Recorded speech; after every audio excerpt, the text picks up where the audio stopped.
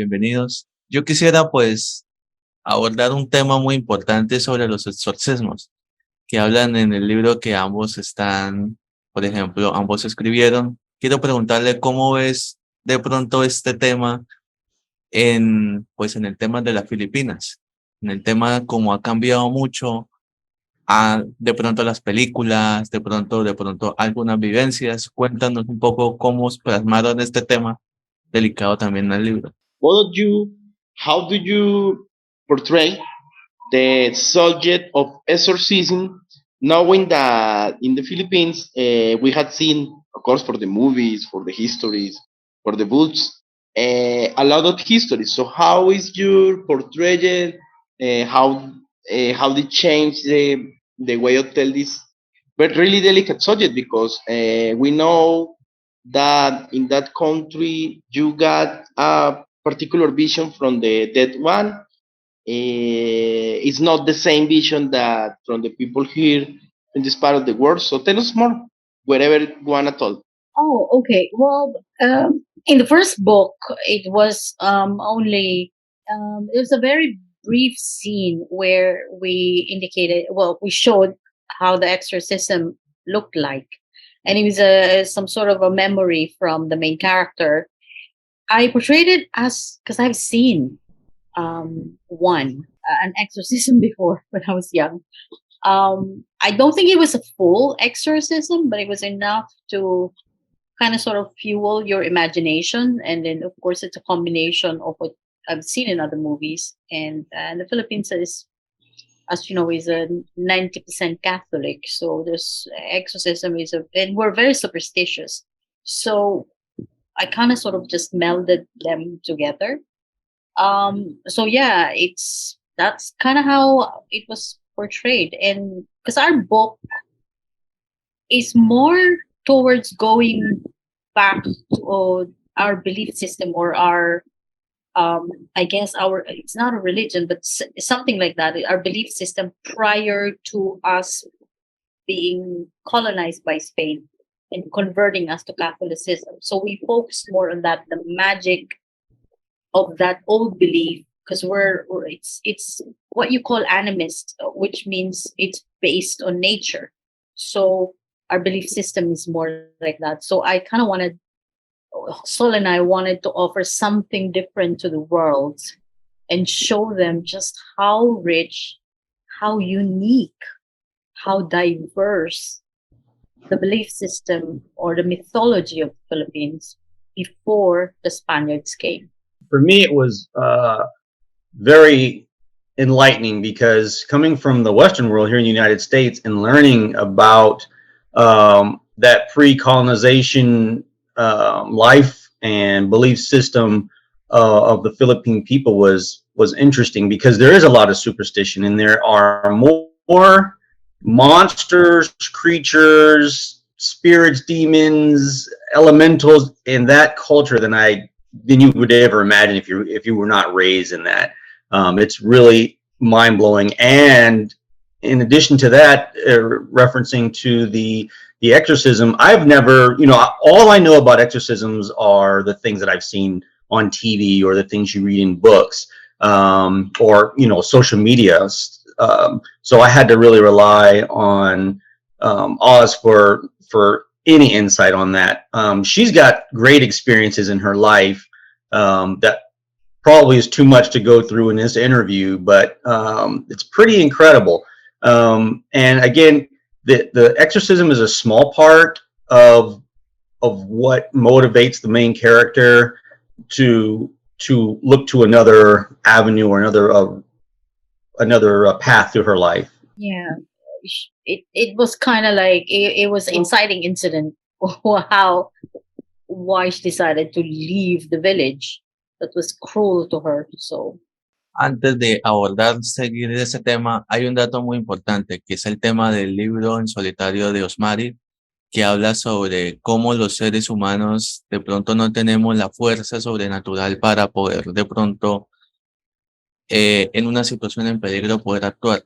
Pero más que todo, en el libro que habla sobre los viceverus y Prometeo, quisiera preguntarle, ¿sería un poco distinto de que los seres humanos tengamos esa fuerza sobrenatural, sería como el mundo más fácil o sería un caos, porque mencionan un poco sobre lo que Prometeo hizo, pero los viceverus falta mucho por descubrir. Okay, talking about Rise of the Viseribus, the Viscerator, War of the Viseribus, and knowing that that book also deals with the character of Prometheus, we kind of know, and I'm talking about the whole world, about Prometheus for the legend of the Greek legend. Yeah. But we know nothing, I mean, I don't know nothing, we don't know nothing about the Viscera either. The question from John is really interesting.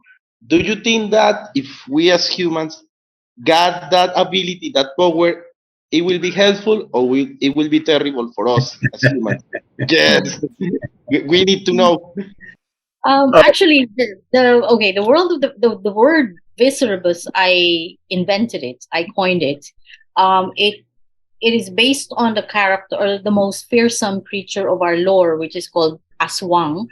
And what they do is they eat human viscera. So I kind of, to make it more acceptable to foreign readers, I decided to invent a word for them, which means viscera suckers or viscera eater. So I combined viscera and the word succubus or incubus. So it's kind of like, I mean, it is also based on Philippine lore, but our book, Sol and I's book, and that book does not intersect, even if it's both based in Philippine lore. As to your question, yeah, I would love to be one. Because first, you're stronger, you're faster, your senses. To me, that is the most attractive part out of all their powers, is the super senses, to be able to smell, hear things better. This, for someone who likes fragrances, herbal food, can you imagine tasting layers of flavors more than you can taste now? Smell kind of perfume, sort of more scent.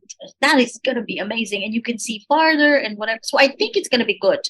And the fact that you age very slowly, it's really good. However, as a Viseribus, I think because the way I wrote the story is they live within human community, because they were born, they like through the centuries they were enemies, because the Viseribus need to eat human viscera to retain human form, and so they were like enemies, and the humans then, I mean, obviously they need to defend themselves. So what happens is that they were locked in this battle for centuries. But because there are more humans and they've got weapons of mass destruction or whatever, they decided, the Viseribus community decided to let the humans believe they are part of a legend, that they don't exist. So this kind of silent but visible kind of, in a way, like kind of living creates tension with humans, because they tend to fall in love. So the challenge there is, if you're a Viseribus who lives like 200 years and you fall in love with a human who dies, barely reaches 100, that's a lot of emotional conflict there. But at the same time, you're always in danger of getting, like, if the humans discover that you exist, you're going to be like right now with just a nuclear, because they're not, the Viseribus are not immortal, they can be killed. So there, it's like, just imagine living your life where you, like, say you're working and 30 to 1 is the ratio. There are 30 humans to 1 Viseribus. It's quite a dangerous place to live in, right? So you gotta do what you gotta do. But yeah, going back to your question, I would love some of that. What I don't like is probably having to eat raw viscera. If I can cook them, maybe I will eat. I would enjoy it. I think you'd get used to it. I've heard your stories. I think you'd get used to it, eating it raw. Yeah, it's probably, yeah, probably. And also it's, I kind of like the way I projected them, because in our lore they're always projected as just monstrous man-eating beings. I gave them humanity. I gave them a history.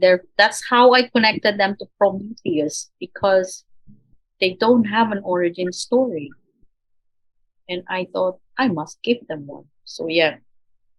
But that part Um, connection is I invented. So I laugh because Oz is very much authentic. I mean, the research that she's put into our story, when it comes to the food and the smells, it's things that are real. It's true. It's not just something that was made up.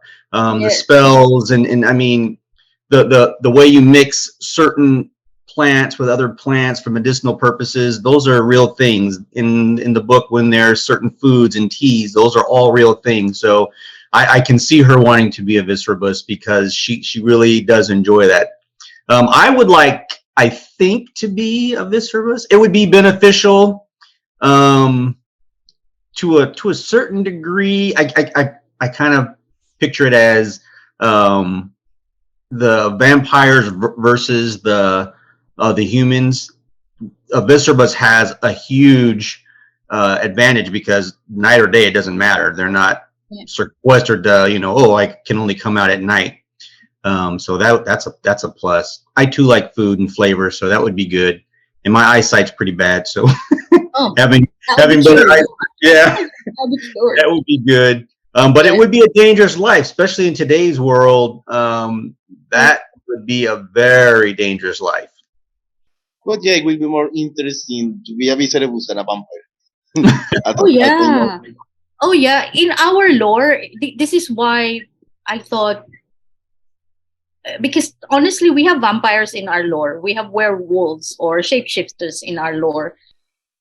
And I can tell you now, like the Viscerabus actually are shapeshifters and at the same time Viscera eaters. Vampires does not even rank as in the top 10 most horrific creatures in our lore. They're like minor league. Like we doubt like eh, we're not that scared of vampires. It's only when, because we're influenced by Western movies, that Right. became a mainstream thing. It became featured in our films, in our literature, but otherwise, the old myth or the old lore, they're not that scary. I'd rather face Western monsters than any of the Filipino creatures. They I are know. brutal. There's some kills that we don't want to give anything away, but there's some kills that are just you don't want any. You don't even want to witness that. We used to join competitions, like really fun competitions in Clubhouse. Sol and I writing competitions, and we were once, I think twice anyway, we were told, oh God, guys, you need to have your heads examined because the kill scenes were like, what? And But they they weren't based made the up. lore. I didn't invent them. I Yeah. just kind of stitched them into a narrative, and Sol and I just made it more modern in a way without changing manner, maybe just the description, because old lore were not very specific on what they look like. So Before I let my friend tell, John, ¿puedo decirlo? Okay. Claro. Because we are enjoying it. Okay. I got the loot because I work in a horror movie festival here in the border in Colombia and Venezuela. We got the opportunity to showcase a Filipino movie last year. It's called Caluscos. I don't know what Caluscos mean. If you can help me. Caluscus is the noise, like the scratchy noise you hear in the night. I don't know. I'm direct, like scratchy noises. That's Caluscos. Now I understand more the movie because I watch it, and talking with people here in the channel, they say it and it's true.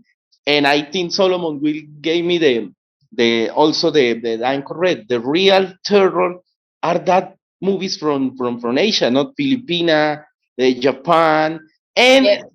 I feel so silly because a person from Indonesia, not Filipinas, gave me this. but I think it's called Oh Viva yeah, yeah, Sushi. yeah. The puppets. Yeah, but it's crazy because okay, so I was searching for the history. I think it's a mythological being that killed another one with his hand with this sword. Yeah, yeah, yeah. But it's crazy because when I asked to somebody about it in the net, that person was throw it away. It's a curse. No, don't have it. So, but I never throw it away. But and it's not a question because I will let John tell as a trivia. We got the loot to get an amazing Filipino actor here on the channel, Perry Dison. And yeah, we Oh, were talking. Yeah, in fact, I want to ask you, to you, Usmari, do you know him because he talked about working with he worked with that director that really makes long movies. oh, Not Eric picture. Mackey. No. The one, Brillante Mendoza. yes, the one that made. I, I'm remembering the story of a Filipino family. The one that John, I will ask John, ¿cómo se llama el director de las películas de Perry? Las Esto, Díaz. Las Días. And of Love course, Diaz. Yes, Love Diaz. Yes. yes, and of course we got, I got a really crazy story, and that's how I love about this movie world. Of course, I know that you know a Pitapongo as a tool, but do you know that the not Tilda Swinton, the other protagonist from Memoria, is from our city? Is from Cucuta. It's called Elkin Diaz. And of course, oh man, no, I really need to tell you that because I'm enjoying it. John, ¿tienes más preguntas? De hecho, sí, hay una pregunta que está en el libro de ambos que se llama los Catalonan. Ese tema es bastante importante, hay que recalcarlo porque habla sobre la comunicación de los dioses con los humanos. Pero hay algo muy curioso. Cuando uno hace una historia en referente a guión y todo eso, ¿qué es lo que debe tener de realidad? En el que ustedes, por ejemplo, los escritores deban decir, mire, por lo menos se cumplió este propósito. Porque hay algunas veces entre comunicaciones entre los humanos y los dioses que no suele ser muy realista. ¿Cómo hacen para que de pronto esta historia fuera tan realista? Okay, this question is from both of you about the Catalonan and how, as a writers, and also myself, I'm a writer. I got a book, not a terror book. What is the commitment to try? I don't know that the histories get that reality feeling like it can be like a made out history or a legend, but got that reality feel. I don't know if I understand the question of John, but I hope you can help me with the answer. Oh, I mean, if I understood you right, you're asking like how authentic is it? Yes, like the puts in How the history. real it was? How close to history it is? It was our series, right? That's Yes, what you're asking. the Catalonian. Yes. Okay, I'm very lucky that I grew up with these stories. My grandfather used to tell me a lot, and I even if I live in the main city now, I grew up in a province which is south of Manila, and I also has a love for fairy tales because my grandfather used to tell me these stories, so I collect them all through the years. Now, how authentic are stories? I can tell you now that Sol and I, um, our goal was to tell the story, the creatures, the rituals, principle behind it, as close to the lore, the original lore, as possible. How precise, I cannot tell because every region in my country has different variations. It's varied. And it is an oral tradition. So it's not a lot of it are written. So it's passed on from one, I guess, for generations. So what I was basing on in the beginning was what my grandfather told me, and then I did a lot of research because there's a lot of books written about it, like academic books. Um, There's also a lot of resources that I depended on because I mean I can't know everything. So essentially, if say we want to feature a ritual or a creature, I would research every region's version of that creature, and because they sometimes vary, and what Sol and I would amalgamate them into one creature, just so we don't have a lot of variation. But I treat those creatures as like people or humans, wherein one human or one person's mentality or personality, or I would say power, may vary from another region just because they grew these creatures kind of sort of the environment is different. So they evolve differently, but they're the same branch of whatever this creature is. So it's in a way very almost scientific, right, Saul? It's like almost Right. we approach it almost scientifically because he and I would talk, and I first of all I hate trope. He and I we don't like trope. When we read our book, our story, when we would revise the manuscript, we were like, is that trope? We ask ourselves, is that cliche? Because we really don't like. All the But at time. the same time, I personally, because I love research. I love science. So to me, if it doesn't make like creatures, if say we're talking about a flying creature, there's gotta be an element of aerodynamic structure to this creature so it can fly. So there are many creatures in our lore that we didn't include just because science it's impossible. It's like it's very far from how flying creatures work. So we kind of tweak that a little bit, but the principle behind it, the core belief system about this creature, about a ritual, is as close as we could make it and as realistic as we could make it. Because our goal is literally have readers read it and not say, How does that work? Like, we don't want that. We want them immersed because it's believable. So, Right. One of the things we had talked about really early on, maybe it was when we first met in Clubhouse and started talking about different stories and things that we were writing. When you mentioned flying, I never thought about it. And then, I did some research after we talked about it, was how if a creature is going to fly after it's gorged itself on someone's intestines or viscera or whatever, it's going to be heavier. And so, I don't know if this train, if you can hear the train, I'm sorry.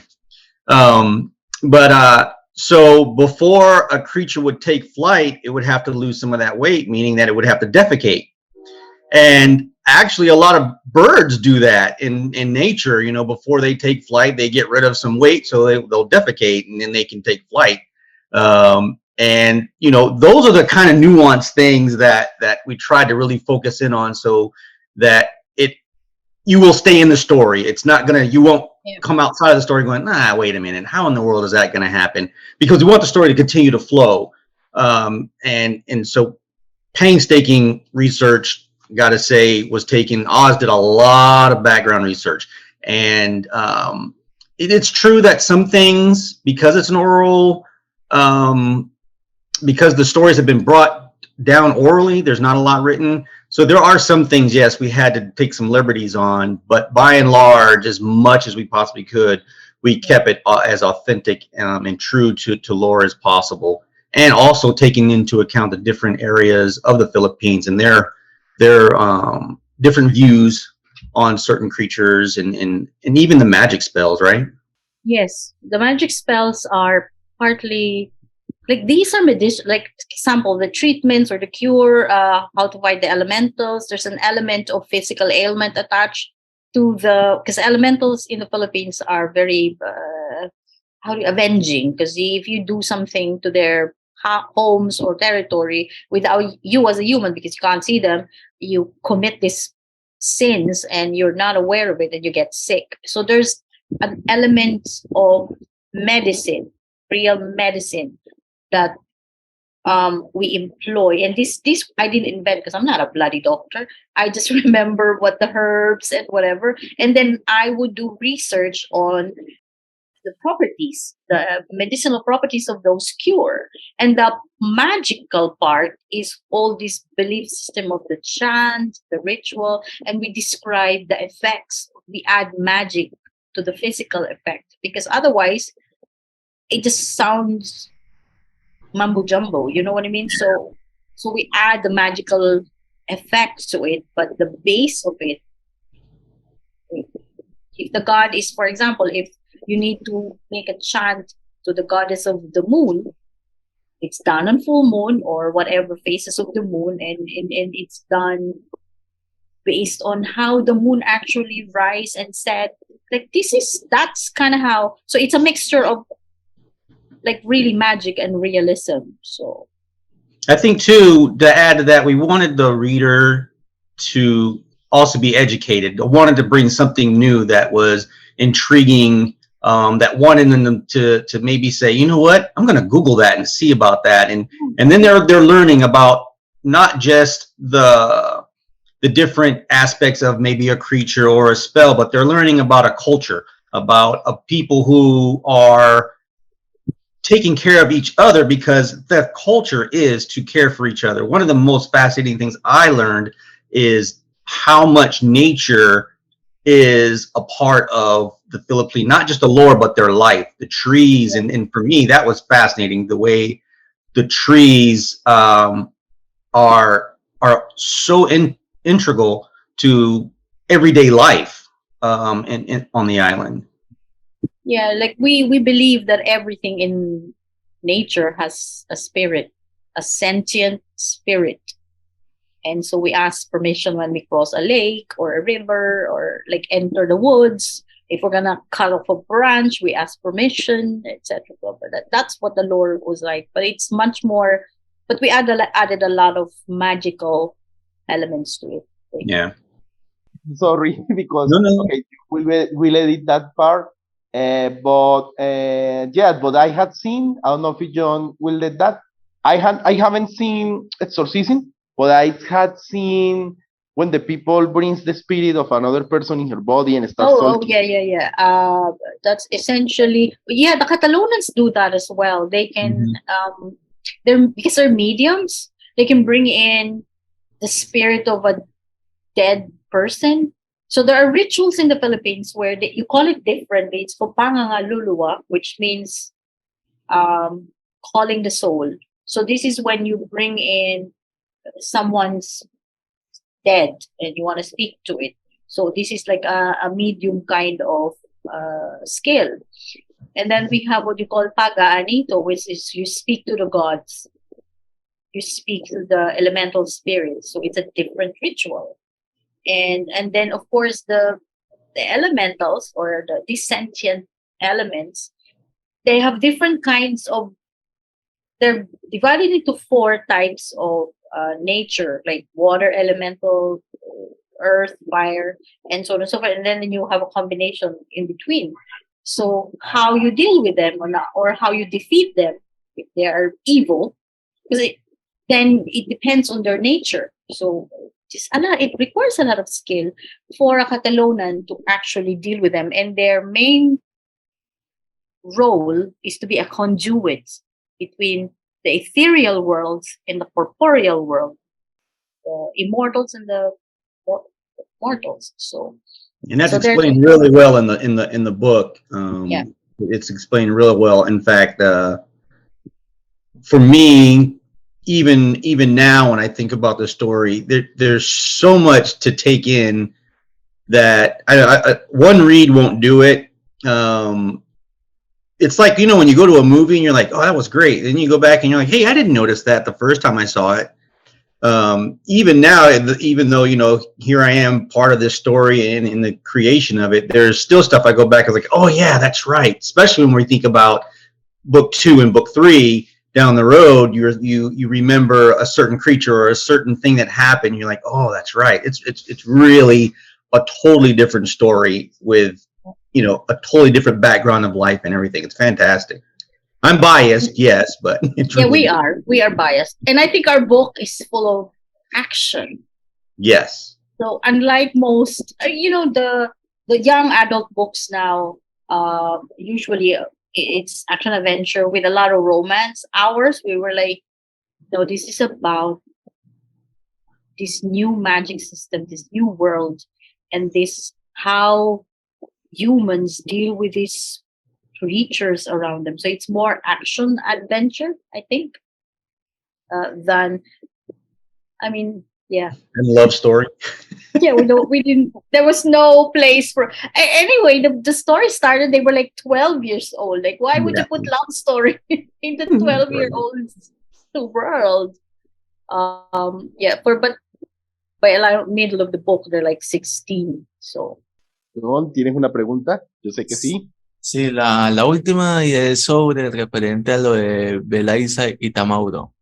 Yo sé que ambos se pueden de pronto connotar, significar este tema, pero ¿qué pasaría donde el ser humano tiende a poder pedir ayuda a ellos? Porque sé que son criaturas mitológicas y todo, pero en situaciones de riesgo, tienen su religión, tienen su todo.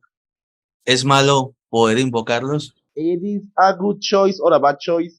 If Oh. somebody involves Belisa and Tamauro for help, asking for help, I know it's crazy.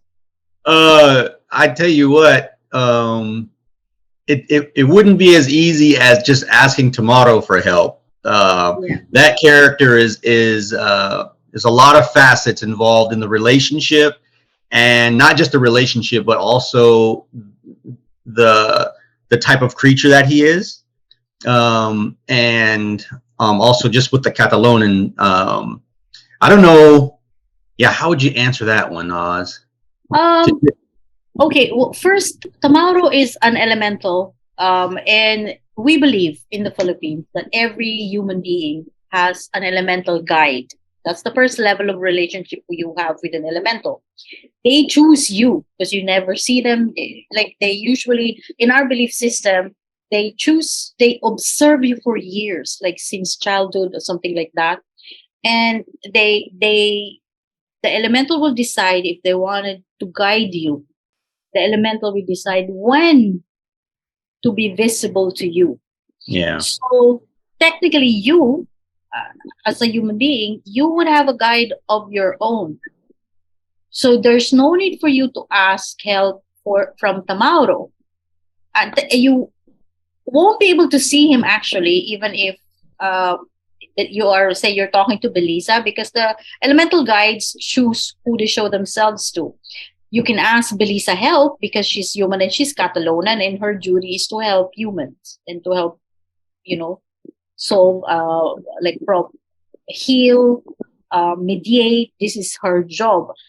So you probably won't be asking help directly from Tamaro. You ask help from Belisa, and Belisa would,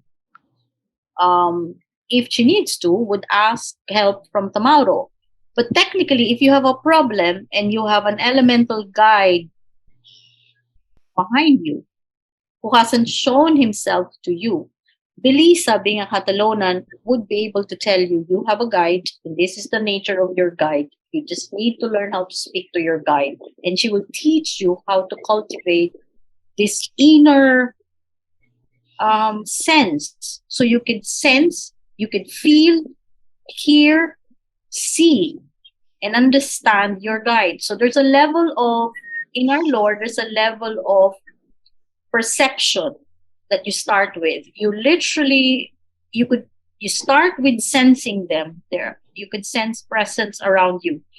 But it doesn't mean you can see them immediately. It takes time.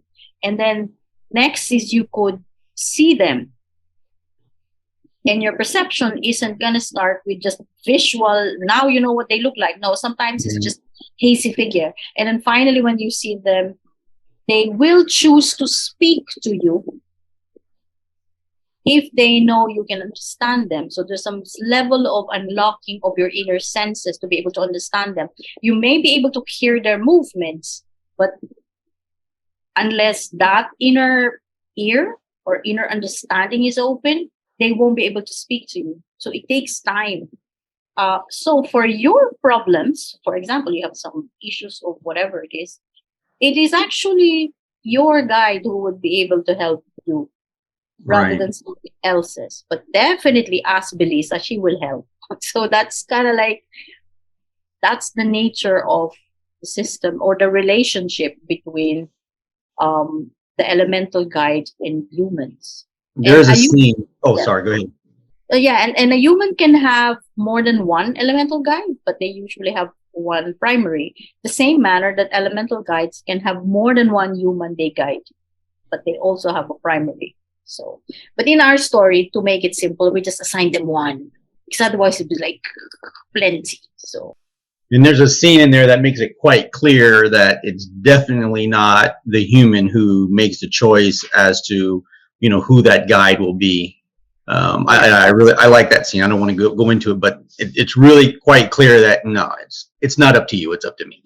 yeah, and then the guide can disappear anytime. They can show up anytime they want or disappear. And they can decide to leave you, without telling you why. So because it's their choice. However, this is kind of like in the succeeding books, you will find out, at least in book 2, you will find out that the first level is guidance. The second level is guardianship. This is when they protect you. So which means they don't just guide you, they protect you. So you now have some sort of a supernatural defense. And and it all depends on the elemental guide. If they wanted to transition to being your guardian, because once they become your guardian, they can't take it back. And the highest level is what you call an alagad, who means a disciple, which means they become your follower. But it takes a certain kind of power, not power, but certain kind of development of you as a person for the elemental guide to admire you enough to become your follower, because it's the role reversal now. So that's kind of like the core of the guide, the elemental guide and human relationship. It's a really good question too, because as a person who's going to ask, let's say, your elemental guide for assistance, you're not just going to get, and you'll find this out in the story, you won't get just an answer of what to do. This is what you're going to do. Go do it. The goal is to strengthen you as the person. So you might get hints as to what to do. You need to make those decisions, learn from those decisions, so that later on down the road, when you're faced with something like this, you'll have a better understanding and a stronger constitution to know what to do the next time. And it also helps the Katalonan become a better teacher to people who are relying on the Katalonan for assistance. Yeah. Oh, and yeah, one of the twists. It's not yet in the book, but yeah, it is actually. So the guides, the elemental guides, are not necessarily good for you. So if you could be unlucky to get a kind of not so. I wouldn't say they're evil. Evil, they're just because they're like people, They make it's decisions. hinted in the title. It's hinted in the title. So yeah, it's kind of fun. Makes it fun. Yeah, I kind of fun. So, it was a great question. Yeah, that's thank you. that's a good question. And Tamaro is my favorite. I love him. We have many like that. They don't all look like Tamaro. If once you read the book, you will realize the guides vary in looks, in descriptions, in nature. Especially in book 2. I'm super excited about book 2. We have to give props to our illustrator too. Yes. The artwork is done by a Filipino artist. His name is Boyan Abrenica. He's always in our Facebook. We hunted for him. We actually, I sent a feeler to the artist community because our publisher can't get the kind of cover we wanted. They keep sending us samples that look very Western. They don't understand this concept. So I asked permission from our publisher, and I'm like, can we look for somebody else? And he was like, yeah, okay. And Boyet is that guy. Oh, he's fantastic. Yeah, my God, he illustrates. We have, for marketing materials, we have illustrations of the characters, especially the guides. in the world, and he's amazing. Oh my Yeah. god! Like maybe So, do you have a copy of our book? Because Yeah, I got it right here. Yeah, Wow. that's what we need for the final picture, man. There is few like supernatural histories, but I'm saving to publish another book with more supernatural histories. Where do I get your book? With myself, because it's an independent publication, but I don't know, John. You can give me the. It's only. It's not expensive. It's like 20. I don't know how many in dollars is. Mm-hmm. I think it's like a $5 or $10. I don't know, because it's only 20,000 pesos to 20,000 pesos. It's not a lot. Mm-hmm. So I don't know. in the Philippines, 20,000 pesos is a lot. In the But Philippines, here in Colombia, not. $500. Oh no! Oh, are you serious? 20,000 pesos. Too bad. Too bad. I don't live in the Philippines. I know. Because we also use pesos, you know. Yes. Oh my Can God! you I send me a link? I need to sell it in Filipinas. Oh, 20,000 pesos. Yes, Yeah. but I don't know, Solomon. I am on Instagram because I don't use Facebook a lot. I Okay. add you. In fact, Okay. I see all the you publish a lot of review from movies. Movies. All that. Yes. So we can write it down there. I got a friend that always travels from Colombia to the States. I will ask, sorry, mamá, ¿cuándo viene esto? Jace, thinking May or September, that friend will come to our house, and she always do me that favor to take the boots and send it back there. She doesn't raise anything, so Okay. I only raise the price of the book. So if you can wait that time, if that friend comes, I will tell you, Solomon, my friend is here, and I will give the boot, and Well, we we'll can stay in later. touch. Yes, Yeah. we can later do business as we can, Yeah, but it's not that absolutely. expensive, man. No, it will be an honor, man. It will be an honor. It's on Awesome. Spanish. No se preocupe. Oh, qué bien. That, you know what I tell to my mother? So I was talking to her. She was, Mama, Mom, help me with your friend. No, man, thank you. It's an honor. No. Eso no. Dale un fuerte aplauso. So, bravo. Oh, Oh, thank you. Thank you, guys. Gracias. Yes. The camera is yours, so you can tell the social media so people can follow you and buy the boots. And yes, you're right. What a beautiful artwork. I'm happy he's that you fantastic. mentioned it. Yeah. Well, our books are in Amazon, Barnes and Nobles, in all Kobo, in so many platforms. So it's on ebook, paperback, hardbound. So if they just search Google Dark Allies, Dark Adversaries, or either our names, it will show up. Because it's I don't know how to add the link here. I think I can add it in the chat. John will add it. Yeah. John will add Okay. it. Yeah, I gave it to John. Yeah. So that's you can find our books there. And our social media, I have Twitter, Facebook, Instagram. They can find me as Osmarie Granlund, Granlund, or Grace Granlund. Feel free to email me at solomonjpowell@gmail.com. I'm on Instagram. I'm not on Facebook much. I'm not on social media very much. Got just a lot going on. It's summertime now, and so there's a lot to do, and some traveling to do. And Oz and I are going to be really busy coming up here pretty soon with more ideas. We've got some short story ideas and things. We try to stay busy. I don't think a day goes by that Oz is not behind the computer doing some writing, or physically with a pen or pencil in her hand doing some writing.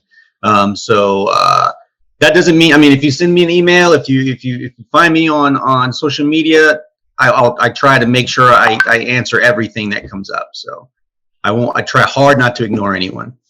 Stay in your social media. I will write you, hopefully in May or September with that friend came. But Awesome. no, thank you. John, vas a decir algo porque esto fue increíble, créeme.